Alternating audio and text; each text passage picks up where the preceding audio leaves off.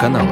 Не забывайте ставить лайк, если ролик вам понравился, и подписывайтесь на наш канал. У нас еще много интересных работ по установке печей и каминов.